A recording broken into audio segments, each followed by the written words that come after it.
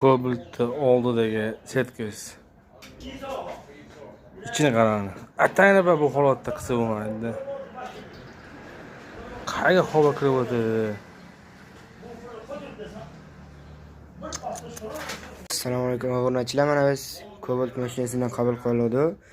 Bunda boltga aybish porlab qo'ygan ekan. Qani ustoz ayt qiling-chi.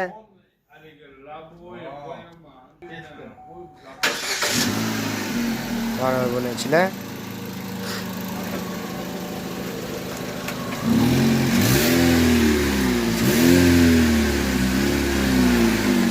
Bunda boltga aybish sertkisini almashtiramiz ki katalizatorni ko'rib qo'yamiz.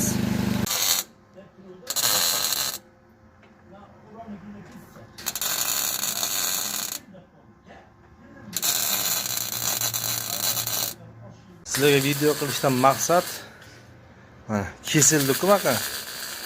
Mana ichine ko'rsalam havo o'tmaydi. Mana u tomon umuman ko'rinmaydi.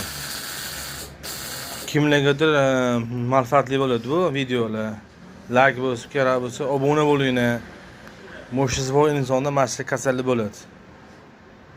Ularga yugurlab kelib turib motorga yo ebetiga qilinmaydi. Birinchi aybini topish harakat qilish kerak. Yani biz ham qiynalmaymiz uchun ba'zilar o'sha o'rnida qo'ymaymiz-da buni. Kesib, mana bakoqanda kesib olib, o'z o'rniga bir qo'ttirib, ilintirib, yana kevert qilamiz. Ko'rsizlarmi? Double ish bo'lganda bu. To'g'ri usta? Kelajagini ustalaridan bitasida ta'lim. O'zlari ish qilib turadi, yo'q. Qani?